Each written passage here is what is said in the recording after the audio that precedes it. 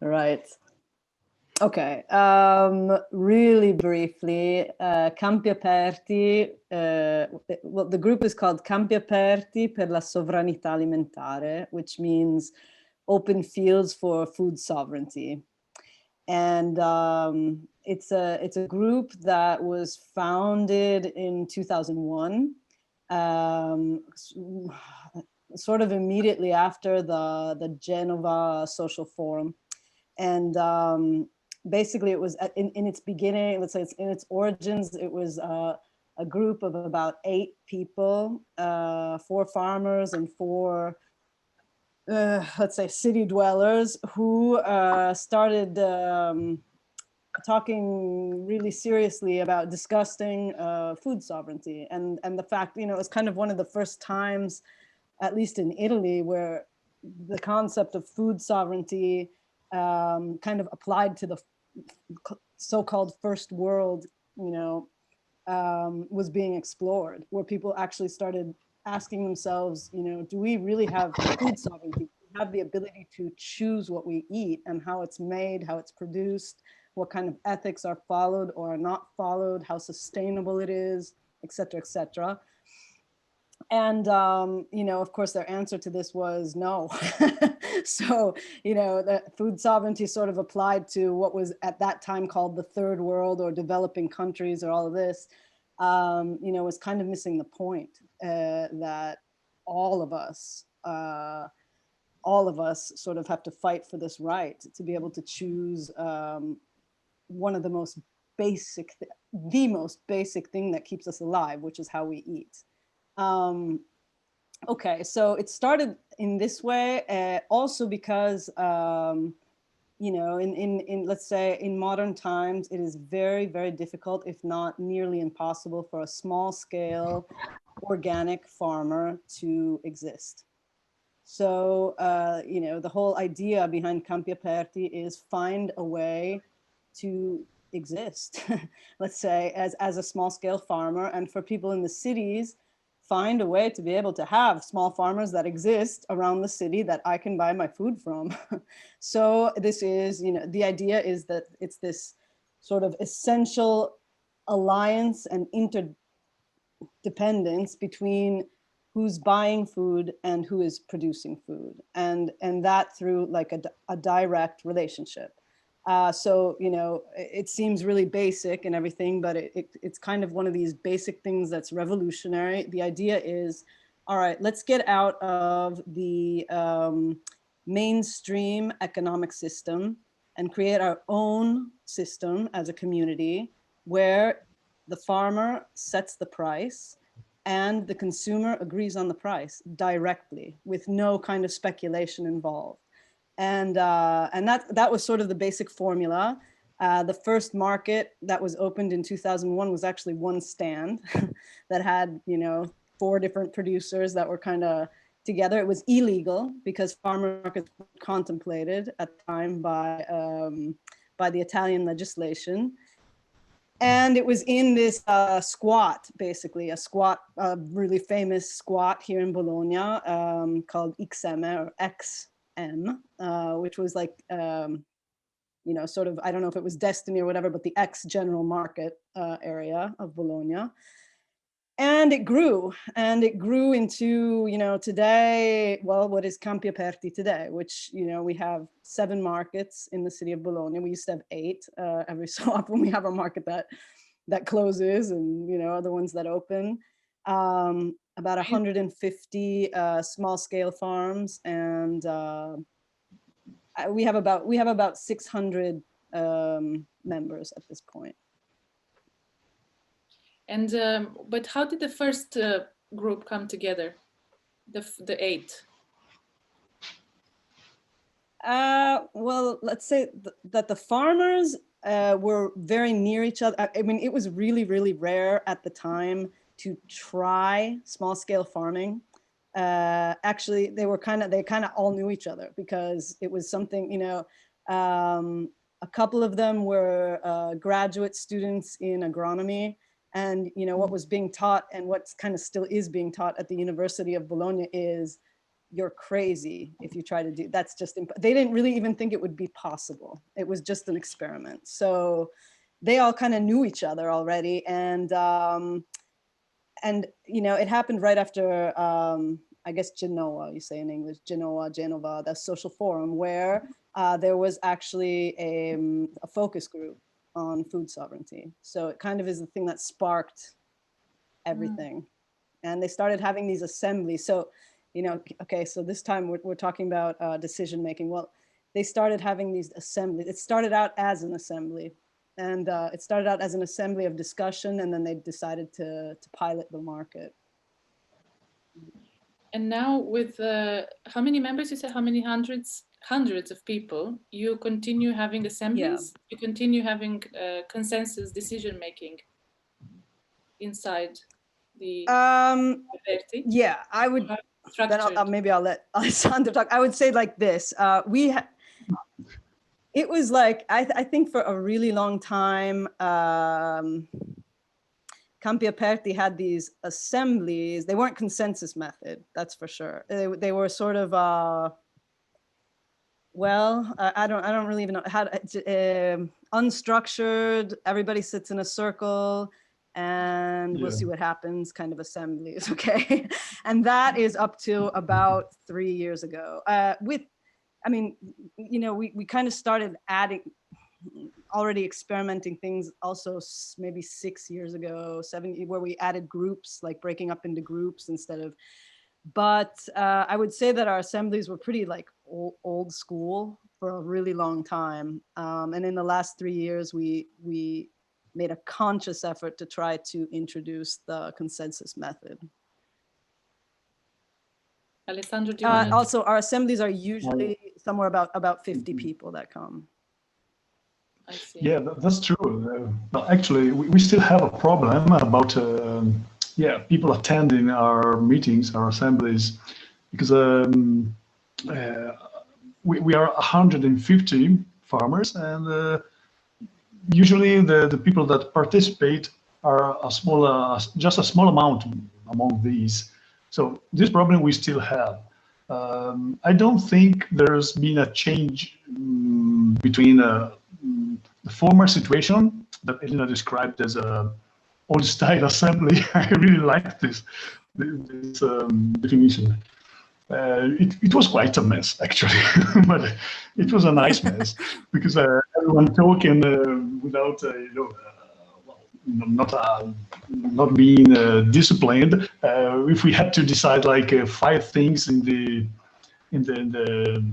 days. Yeah, well, we just could like make 2 decisions over 5 and then delay the remaining to the following assembly. So when we introduced the consensus decision-making method, well, actually, we started making decisions quite efficiently. And but I don't think this, in a way that I still don't understand. Well, it's not that people started participating more to assemblies, actually. No, but still, we are making a lot of decisions now in a more efficient way. While in the former situation, there was open debate, which was good in a way, and it was a mess in another. Okay, so nowadays, all this efficiency, it really helps the association because being so many, really, we are so many now, so we really need to get organized. But what I noticed is, and this is quite funny for me, that we didn't give up on debating. It's just that debating found another room, another space, which is like, for example, WhatsApp chats, because every market have their own chats, to get for technical and practical reasons. We have a mailing list. Sometimes there are really, well, not quarrels, but very live discussions about a few subjects. So yeah, what I think is we really got organized, but we lost something about the, let's say, the free will of debating. But I suppose this is something that you have to accept. If a big reality like Campi Aperti start having so many participants, that's what I think. I don't know what Elena thinks about it, but I think it's just a matter of compromises. So efficiency sometimes, I think it's well, you have to sacrifice something for efficiency. So, well, I think we are always trying to improve, and we are working on it because we kind of understood that also debating is important for the association, and so we are trying to understand how to keep the consensus method, which is super for decision making, but also find rooms and free spaces where to discuss, maybe meet without having anything to decide, but just for the sake of free discussions. Yeah, so we're still working on this right now. Yeah, it's interesting because usually it's we hear the opposite, that the more people join a structure organization, consensus seems to work with smaller groups, and you're saying the opposite, that you became more efficient through consensus, which is well, I think we did. Yeah, I remember what was before the consensus method. Well, yeah, really, we couldn't end an assembly with all the decisions to make done. I mean, we just delayed. That was a bit frustrating. So there was a need of something more. That's how the consensus stepped in, the Campi Aperti. We all felt a need to be more efficient, a bit more practical in deciding. I have so many really questions, but I don't want to take over. Okay. No, go ahead, Elena. I was saying it's really interesting for me to hear Alessandro talking about this because we've never actually talked about this, me and him, directly, and we're coming at it definitely from two different viewpoints because mine was basically is completely different from how I've lived this, let's say. Let's see, because I don't, and I also don't think, I think that in the beginning, I was convinced that Campi Aperti could apply the consensus method of decision making, that it was just, it was a matter of, well, consensus method, and also as defined by Beatrice Briggs. So, a specific form of consensus method, okay. And that it was basically, we just had to sort of follow some steps, go through a training course, which we did, but maybe 30 people did that. So, and we're talking about 3 years ago now. And we're also an organization that always has new members.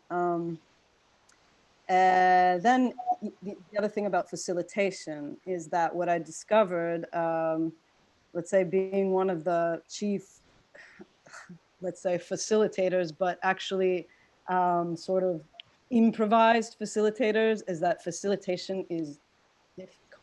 It's an art.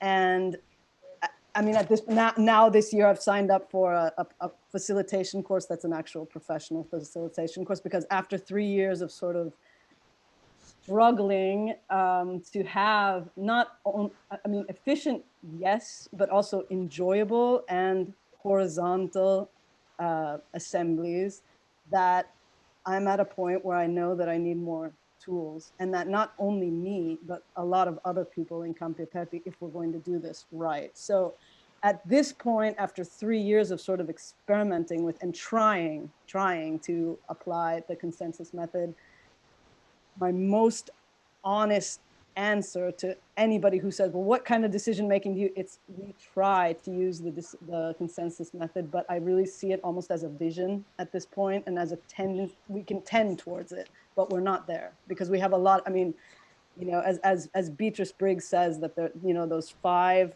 points of sort of preconditions that are necessary to really be able to use the consensus method. We have some of them, but we don't have all of them. Like, we don't have what I would consider a good level of facilitation. And that's, you know, my own criticism to myself, but not only, I mean, because it's not so immediate. Not everybody who is, actually most people who are there don't know what the consensus method is and how it works. So we have very varying levels of you know, how much we actually are aware of what we're doing. And then, you know, definitely the will to be horizontal is there, and that is not something to take for granted. So I think that's one of the small miracles of Campi Aperti, honestly, that it's always been there and it's there. But I don't think it's so natural. I also think that we're coming from, well, when I say, you know, that traditional old style and this thing about, well, horizontal is unstructured or horizontal is spontaneous. I don't believe that. I believe that it's very hierarchical, very hierarchical. It's just not a clear hierarchy. It's a, you know, I don't know if it's a spontaneous kind of Darwinish hierarchy where people who are good at debating, who don't have a problem talking in front of a group, who sort of like to win debates, take the lead. But I don't think that's horizontal. So yeah, as the whole idea is, I mean, for me, it's really, it might seem from the outside that efficiency is my main thing, and it really isn't. It's how to start listening to each other, how to go there with a different mood, because, you know, and I think that is, if we're talking about social change, that's what we're talking about. And, you know, Campi Aperti, food sovereignty, it's great, but if we really want social change, it's how we get there. And so I don't think that we can have a real social change without changing how we relate to each other and make decisions. So not winning a debate, not having a good debate, but listening to each other in the debate and being willing to change, adapt, and come to not you know, not a compromise where everybody goes home and they're kind of not happy at all, nobody, but something new that satisfies everybody. Okay, and I don't think we're there yet. I think we're closer, but I don't think we're there. Can you tell like us Alessandro says, we're still trying. Yeah. You mentioned the 5 elements of this form of consensus. So one of them was awareness, right? To be informed about the decision that you make. What were the other ones? About the consensus method, how it works, and exactly. Yeah. Yes. And we've tried, you know, we've experimented. Like, for example, the other thing that that you have to know about our assemblies is that they're not frequent. They're once every 2 months. For, you know, when we can meet in person, because now we can't even meet in person, you know, for about 4 hours with a break in the middle. So it's 3.5 hours, let's say, of real time. And there are a lot of decisions to be made with 7 markets and 150 farmers and a lot of different work groups and projects and everything. So clearly that amount of time is not enough to go into depth and in an assembly, unless you just do one thing. Okay, so yeah, so I'm sorry. So it's sorry.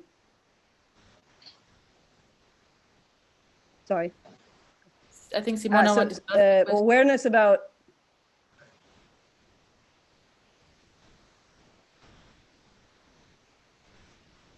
Yeah, go ahead. So it's the five rules, right? Yes. Okay.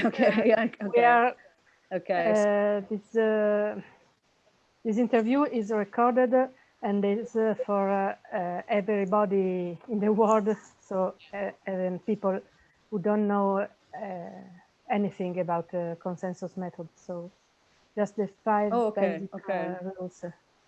Okay, so let's say the 5 preconditions would be the will to share power equally in a horizontal way. That's the first one. The second one is awareness of how the consensus method works, and let's say at least a will to become more and more aware of how the consensus method works, so that you're actually sort of always, I guess, educating yourself as to how, as you're going along, and that the whole group is aware. The third one is a good level of facilitation, like I said. Okay. The fourth one is a well thought out agenda, a well organized agenda, and that is clear as well. So clear and clearly written and clear to everybody. Okay, so 1, 2, 3, 4, and the fifth one right now is not coming to mind. I think you mentioned it already, the will to be horizontal. You said it earlier, right? Or maybe not. Yeah, to share power.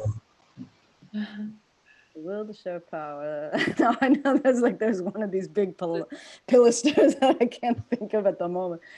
Yeah. What about the people who join, the newcomers? What is their first? I mean, I imagine it must be surprising for someone who hasn't been involved in such a way. What do they say? Maybe Alessandro, you can tell us. Yeah. Well, yeah, I happen to talk about this subject occasionally with newcomers, and you know, we warn them that Campi Aperti is marvelous, but it's really tiring. It's really, if you like think twice, are you really sure you want to get into Campi Aperti? Then you have a high level of responsibilities, and you'll have to follow all the meetings, the initiatives. So actually, they are kind of warned about what Campi Aperti is when we pay visit to new farmers or new realities that candidates to be inside the association. And yeah, I know a couple of cases that got a bit scared about how everything is so like it's not time consuming also in a way, but well, there is a high responsibility level, and they are called to arms, not called to participate, to be involved, and there is a lot to learn. There is a lot to find sometimes to dedicate. So well, they're not discouraged. I'm not saying this, but I think it's not easy to explain to a newcomer what this is all about. Well, it's a lot. It really is a lot. And yeah, I remember recently we made a very funny video interview of what Campi Aperti is for you. I remember one of our colleagues, a farmer, she said, Campi Aperti is really, it's a lot tiring, she said, but it's a marvelous way of getting tired. So, but I think this is true in a good way. I mean, this is in a good way. But, you know, we have such a lot of things to do that sometimes when you go back to your field, you do the farmer's job, the farmer's work. It's like being on holiday, like, oh, yeah, today I can prune my vineyard. I don't have anything else to do for the association. You know, I'm so happy. I'm on vacation. Yeah, this is incredible. So, such beautiful phenomena like Campi Aperti. They need a lot of energy, really. Sometimes it's not easy to find this. So it's a big engine and needs a lot of fuel. And yeah, there are colleagues that have more energy to dedicate, or maybe they just have more spare time. I don't know. I never understood this. Sometimes I'm really, amazed about some of my colleagues that can participate so much to all the meetings when I'm there pruning the vineyard. And I'm a bit envious, like, wow, how can they do that? I mean, I have to do the pruning, I have to do this, and I have to do the winemaking. Wow, so many things to do. So, well, we don't have to be surprised that maybe newcomers or maybe smaller farms that they really did get the time or the chance to get established.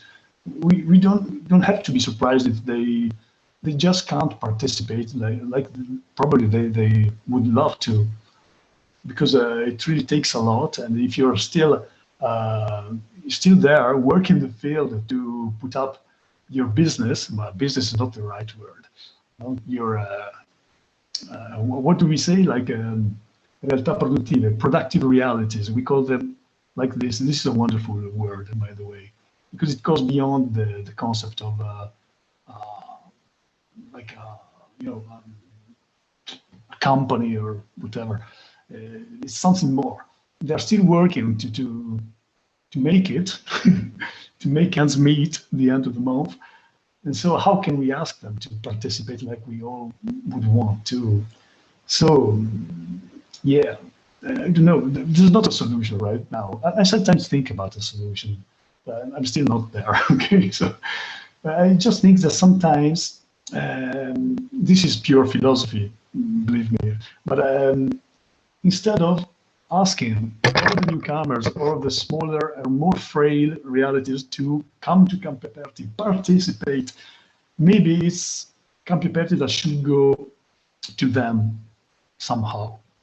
I don't know how, but I'm thinking about it. we have to try to reach all of our members, and we have to find the time and the energy to help the smaller one, the more frail one, because otherwise it would be a very big value that we lose on our way. That's it. So I think there is this phenomenon, which is quite understandable, of having maybe producers, farmers, that are established since a lot of years. They are very solid. They kind of established their business and whatever. Of course, they have more time to get involved because they are more structured, because they already have customers. But if you're a startup, wow, it's not easy to face all of this. Well, right now things are getting better for me, but there was a time when I was a startup, and I was a bit scared of how many things I was called to do for the good of the association, which is everything. I mean, without Campi Aperti, I would probably not be there as a producer. This is something that Elena described before. Campi Aperti really is one of the few occasions to be a small-scale activity that is directly in contact to so-called customers. There's no intermediate, and that our customers are called co-producers. This is something meaningful because they produce with us. It's a synergy, and this is the only way that a small-scale producing reality can exist nowadays. So Campi Aperti is a seal, is something that protects this, and it really is important, especially in this country. They taught us to be bigger and bigger, just numbers count. You have a problem with your activity, get bigger, invest more and more and more. We come from an age where the teaching was this, and it was all an exaggeration. Right now, Campi Aperti is demonstrating that a small-scale producer can exist. But I still think that, in a way, Campi Aperti is becoming a big engine, so big. And so that's the need to get organized and structured. I really hope we won't be becoming like a big company, like I mean the big company we don't want in our associations, because we want to be all small and virtuous and so yeah, I know we are doing this, we are working on this subject, but we really have to go toward the smaller realities in our association, because they probably don't have the time and the energy to come to us. Yeah. That's what I think. You had a question. Sorry to.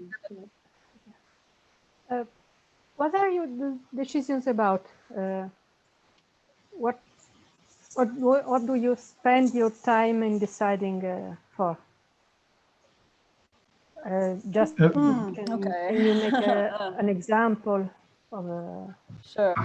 Okay. Well, there's another thing is that that we say, okay, and you know, I kind of agree with Alessandro. I think we're at a point where we're sort of at a breaking point, with the General Assembly being sovereign over everything and the only governing body and everything, because we're big. It's true. And I also agree that possibly having the trust to break up into smaller groups and give decisional power to smaller groups, with maybe an assembly that sort of sees over and you know, I don't know, intervenes if necessary or something like that, would be better. But anyway, so we decide everything. I mean, literally everything in the General Assembly, which is doesn't happen so often. So, you know, the normal things about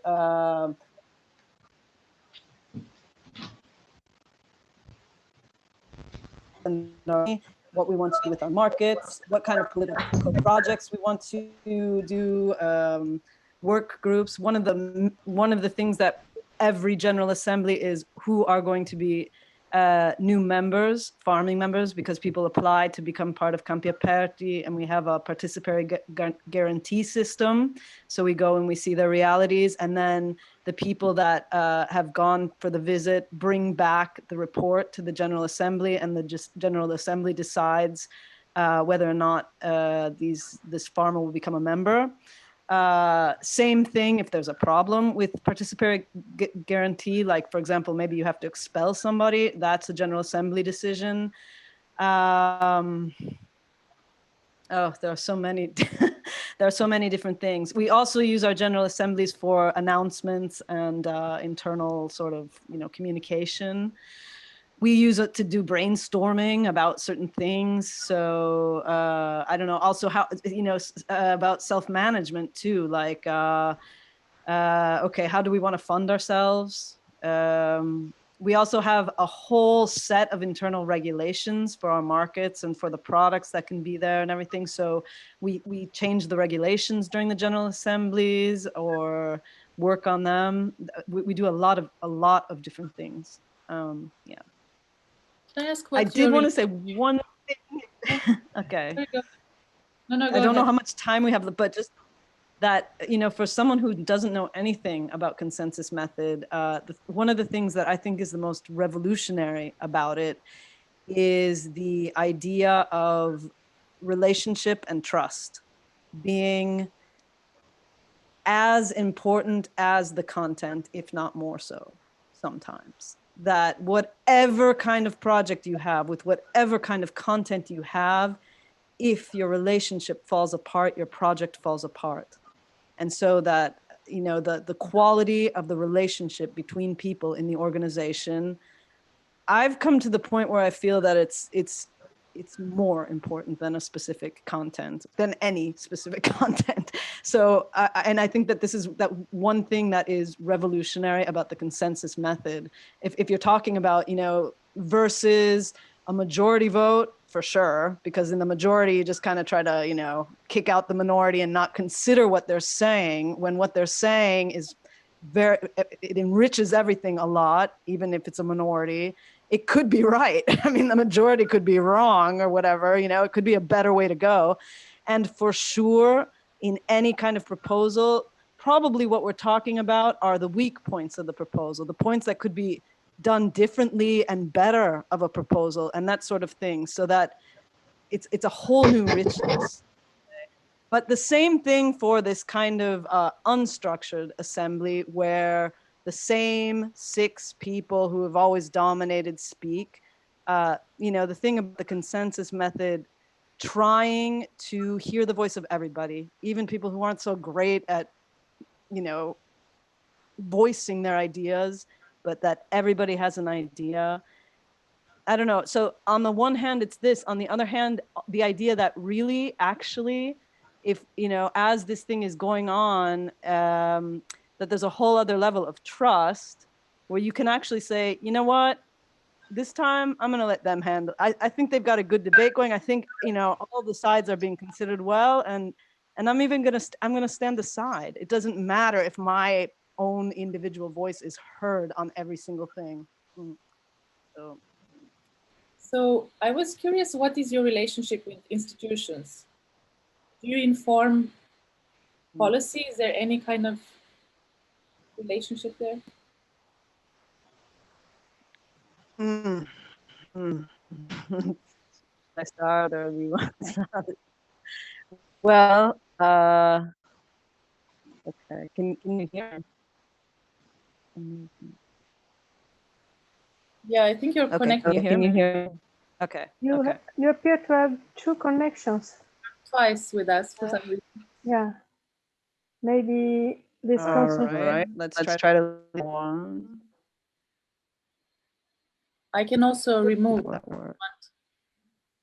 Yeah. Shall I? Oops. That's fine. Okay. Am I just one? Okay. Okay. All right. Institutions. We have a sort of problematic relationship with local institutions. We do definitely dialogue with local institutions, but I don't know. I guess I'd describe it as ambiguous and ambivalent. Because, well, first of all, like I said, Campi Aperti was sort of born in a squat, no one, and we've always been on the borderline between legal and illegal. We've always kind of, you know, we're activists too, and we've always made it a point to transgress when we think that legislation is unjust. So, you know, that does not make for easy relations with any sort of city council, etc. At the same time, we've always held an open dialogue. So, you know, the big movement that came out of Campi Aperti in Italy, Genuino Clandestino, which I guess could be like genuine clandestine, which is a campaign for the right to, let's say, process food at home on a small scale, because all of the legislation in Italy is designed for industrial food processing only. And it's a lot of norms, regulations, and bureaucracy that a small scale farmer what it entails for you to be able to process food on a small scale, for example, make jam on a small scale, or tomato sauce, or wine, is that you have to have a structure that is very costly, so costly that even if you make that jam for the rest of your life, you will never, ever, ever pay it off. And so it's, you know, pretty much impossible. So, and this is against European law at this point, but it's all because, you know, everything's then interpreted locally or sort of not interpreted locally. And so there's no regulation for it. Therefore, it's illegal. So we have and so what Genuino Clandestino is, it's actually like a movement of sort of reporting ourselves, putting a label on our food saying, yes, this is illegal, this is clandestino. Now I'm going to tell you what the ingredients are, just like a normal label. I'm going to tell you who I am and how you can contact me, because I know I'm responsible for this product, and we sell it illegally at our markets. And so, and so far, in Bologna, this has been okay. Nobody's really cracked down on us because there are, at this point, a lot of us. But yeah, I mean, we have a pretty ambiguous relationship with the local. Also because a lot of our markets actually were born in squats. You know, I would say, I'm going to say 5. So...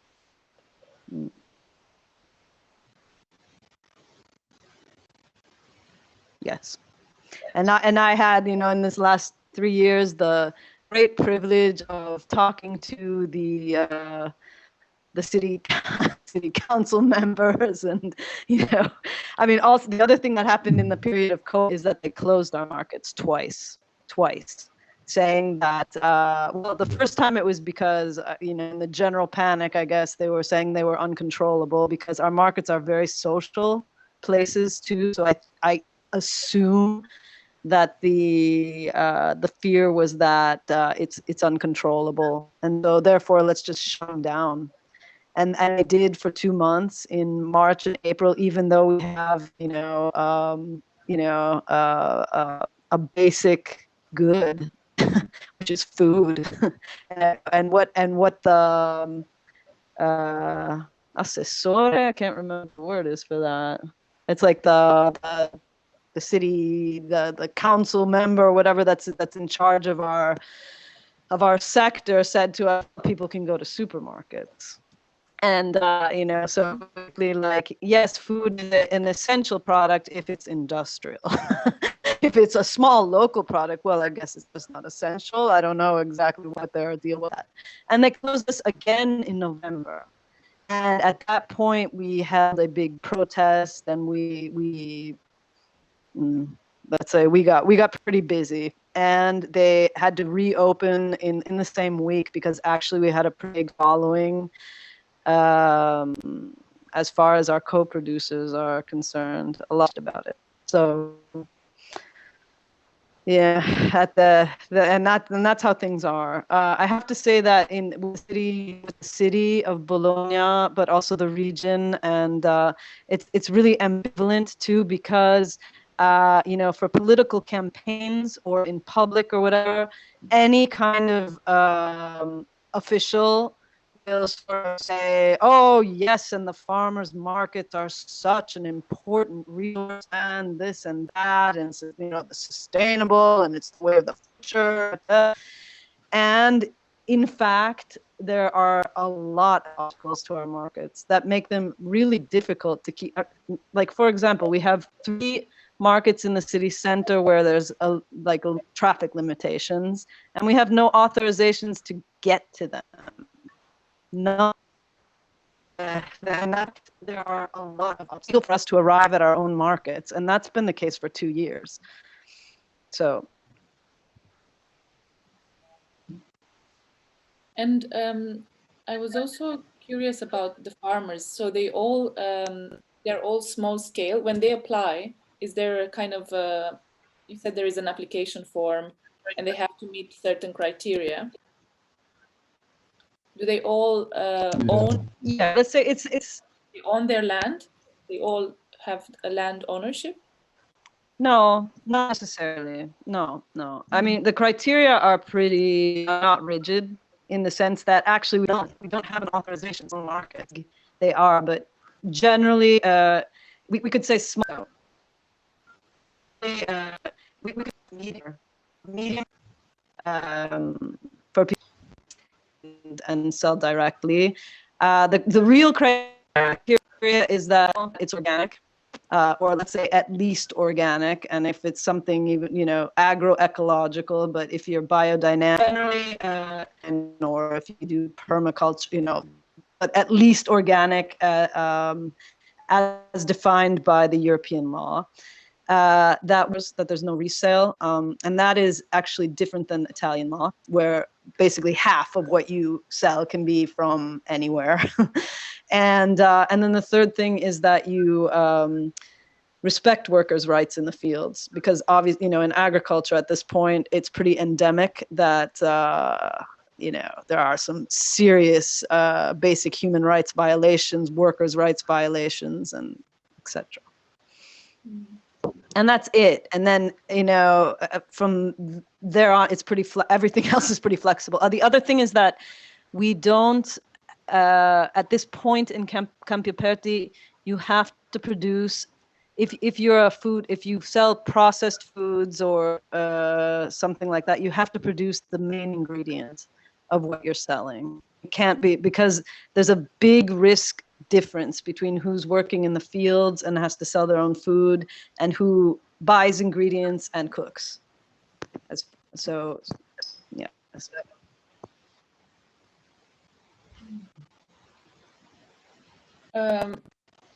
When it comes to price decisions, do you have a kind of a system where of like a quota system, how they call it, that it cannot go as higher than this, like that? How does it work? How do people actually go? Yes. Let's say an agreement of about average prices for most goods. Other goods, sometimes transformed goods like jams or wines, they have more freedom to establish their own prices. But we try to be united on about prices. By the way, despite what a few people say, we don't have high prices for the quality we offer. And we do this just because we established this direct relationship with our customers. So this is what I like. One of the most important things for me, the making company, is the philosophy of offer the top quality, fair price, a popular price. Because we're seeing too many green, so-called green projects that were speculating about quality for people that can afford. Otherwise, you get trash food, junk food. This is not fair. Quality should be the standard, should be the normality. So by trying to unite under a price list, which is average, it's not compulsory, it's not okay. We try to do this. We try to bring on to our markets the best quality price. So everyone, even families that they don't have much power, much strength in acquiring food at high price.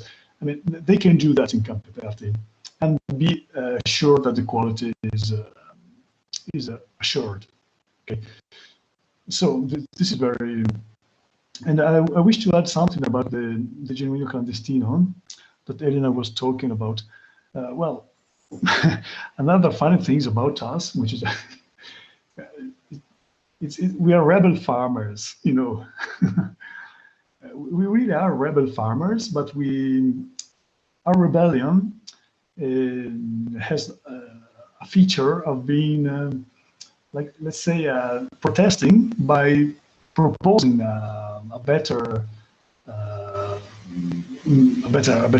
solution. Okay, so of course we don't have institutions being happy about us doing such things. Sometimes we are like pirate farmers, you know? Like transforming goods because we claim this to be our right. Like old grandma bringing a cheese to the market, and no one would dare to ask her if you did this in a laboratory that was approved by the health office. I mean, you know that this cheese is good because it's old grandma bringing this to you. So this is coming back to good sense, and people understand this. So the philosophy behind the Genuino Clandestino is it really clandestine? If people agree on this, if people know this, if people approve this, they know that you did this at your house because maybe you can't afford an investment of 50,000 euros in a health office approved laboratory. But if people know this, support you, and it's all transparent and open, so why is this illegal? I mean, so we exist because of our co-producers, and they exist because we serve them good food at a fair quality. That's our rebellion. That's our protest becoming a proposal. Okay. Have you had co-producers who wanted to join your assemblies and become producers? Yeah, a lot. Me, for example, yeah, my farm is becoming a community. You wouldn't believe this. My customers are my friends. They're more than friends. They can participate to the process of producing. We also have a lot of fun doing this. This is completely transparent. They know how the food is done. In my case, it's wine mostly. And they also go talk to their friends and say, look, this is genuine because I was there when it was made, okay? I was part of the process. How can this fail? This is the future, okay? So this is the community of Campi Aperti. So, well, this is how our system. It's really aperti. It's not open because yeah, we don't have. It's not that we don't have anything to hide. It's more than this. We want to show everyone how things are done, and people come to the farm because they like to spend a nice weekend. They just need a change in their lives. People even stay at my farm for even a long time, and then they become producers. This happened. There's not still in Campi Aperti, but one day they will. Well, maybe they open farm elsewhere, not in Bologna surroundings. But it really works. It's a bit like being pioneers of a new lifestyle. Yeah, it's quite an honor, by the way. This is the most rewarding thing of doing this kind of activity because it's not always easy to. Like I said, to make ends meet at the end of the month. But it's really rewarding in terms of humanity, and you really feel like doing something for the common good. This is priceless.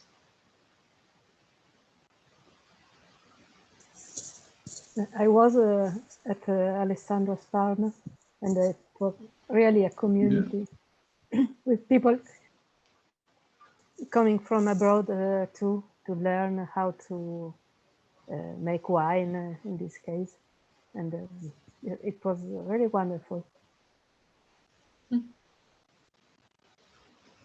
Do you have other? I just remembered what the fifth. Sorry? I just remembered what the fifth precondition for the consensus method is: a common goal. You have to have a common goal. This is important. It's probably the most important point. Yeah. Yes. What is your? You have to share our philosophy. Yeah. I mean, the other thing about the prices, like Alessandro was saying, is that it also is something that maybe we take for granted, but shouldn't be, because the minute you set foot outside of Campi Aperti, also in Bologna, in other farmers market, this thing about changing the idea of competition into mutualism, that we don't have to compete with each other. There's no reason for us to compete with each other. There's room for everybody. Everybody has to eat. So there's room for everybody. There are room for a lot of people producing food on a small scale or a medium scale or whatever. So there's no need for, so kind of changing the I don't know what I was, structure of thought, I guess, the general structure of thought from to compete with each other. I need my place at the market. I need to survive by myself to I can't survive by myself. I need my community to survive. And so that is the most important thing, And also, I don't want to just survive. I want to live and live well. And, and then this is, you know, like, so I think when we're talking about consensus method and all of this sort of on a formal level, but then everything that Alessandro does on his farm on an informal level is exactly the same thing. It's putting the relationship first and the community first. Yes. Yeah, I wanted to ask you what your common goal is, and I kind of thought, you know, you already explained what your principles were around, you know, the most basic need we all have of having food sovereignty. But then I thought about how you're tackling so many other issues, right? Isolation, community making, informal learning. It sounds like these are also at the basics of what you do. And I wonder if these are, I mean, it sounds like they are contagious, you know, that there's people who want to become producers, who people want to travel. Are there movements similar like yours in Italy that you're aware of or elsewhere? Well, we could say that Genuino Clandestino at this point is like a national network that comes together twice a year in different cities each time, in different, I mean, this up until last year, of course. And, but the projects are all really different. I mean, I guess maybe it's almost like a spirit that it's kind of a spirit, the same spirit, more than, I don't know, a way to do things or a specific project that's the same. Yeah. And what is the genuine? I mean, I don't know much about Genuino Clandestino. I understand it's a national network. It has a bigger agenda, or than the Campi Aperti. What's the relationship between the two? Genuino Clandestino is a national network. Let's say documented or recognized form. It's not an association. It's just something that we felt, and it became a movement. There's not another word to describe this. So it's totally out of the system. It's just people meeting to celebrate common ideals and put them into practice, and claim the right for the small-scale farmer to be free in their honesty, in their, good faith of producing food, without so many rules that are a bit, these rules are coming. Of course, if you think about wide-scale food production, you need rules, you need laws, you need certifications, controls. But as I said, if people know how you work, they just trust you.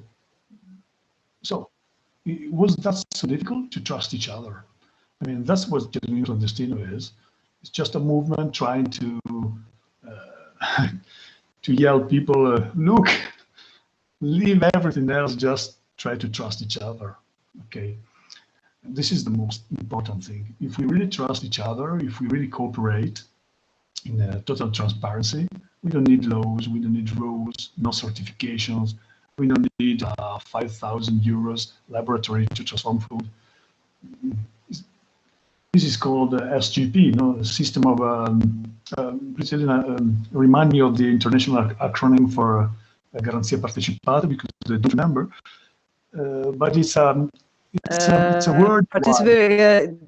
PGS.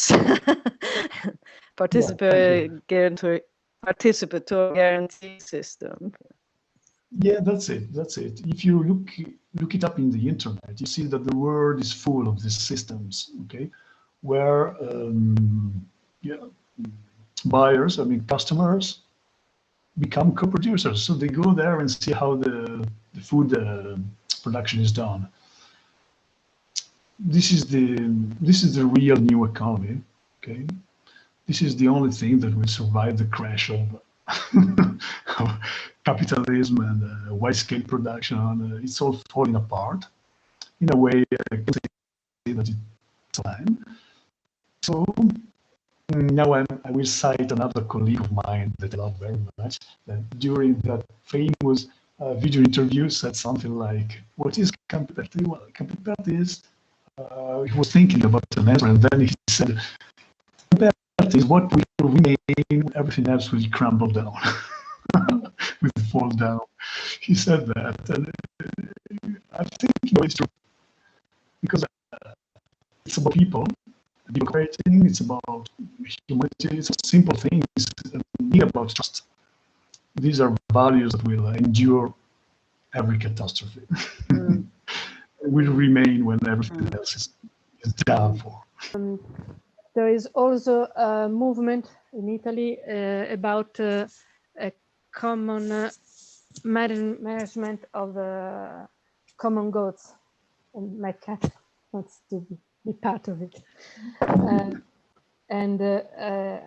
Actually, the method of consensus was learned by Elena and others from a cooperative that is MAG6, that is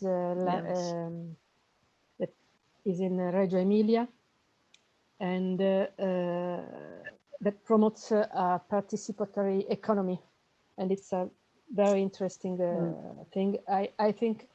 I hope will be able to interview them too. And this comes also from Naples municipality experiments on allowing a common management of common goods by citizens, who the Naples municipality found in our Italian constitution a way to legalize the fact that some people take common goods like spaces that are squatted or that are free for people's use, and use them to the good of the community. And they also established a way for the community to take decision on how to use these places, and to the good of the whole city. This Campi Aperti experience is related to this broader movement of common decision making.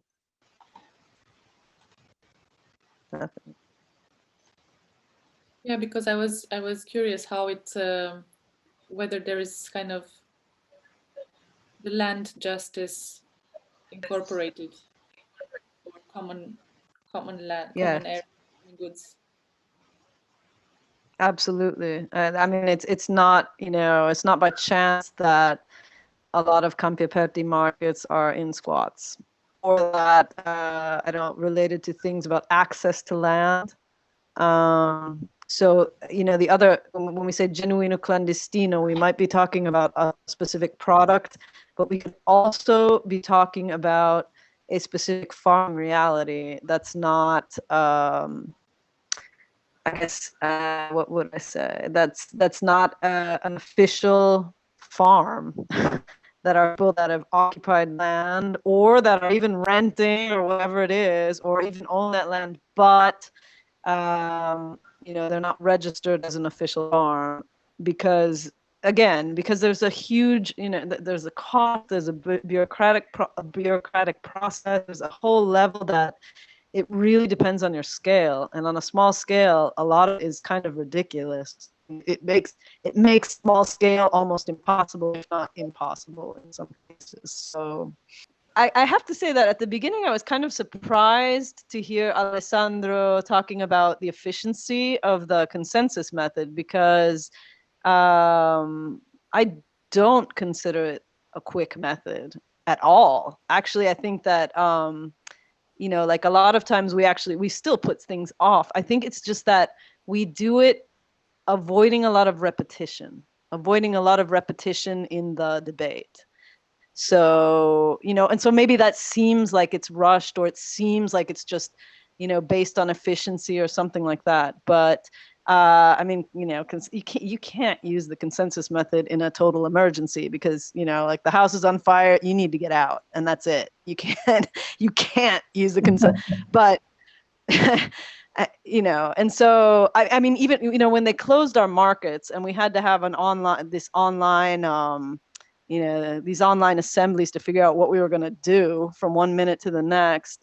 And, you know, there I was just kind of, all right, you know, let's just vote this one out. And we actually kind of ended up sort of halfway voting and halfway like, okay, there are enough people that are against this that, look, let's just try to change this proposal a little bit and see if it works any better. So, I mean, and that, I think, you know, as far away as we might be from like the ideal of the consensus method, that really we have come a long way. And that I do think that in times of crisis and all of that, that we were able to do something really united because we've been trying to improve our decision-making processes for, you know, years now. So yeah. So it's I don't know. It's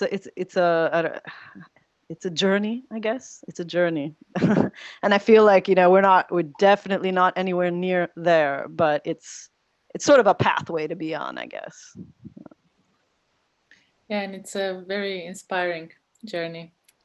Unless you wanted to add anything else, Simona or Alessandro or anyone? No, I don't. I'm just grateful for this wonderful meeting. I learned so much from this, and it's. I knew Campi Aperti and I liked it, but I didn't even figure how which depth of thought and politics was there. It's amazing. Really, thank you for it.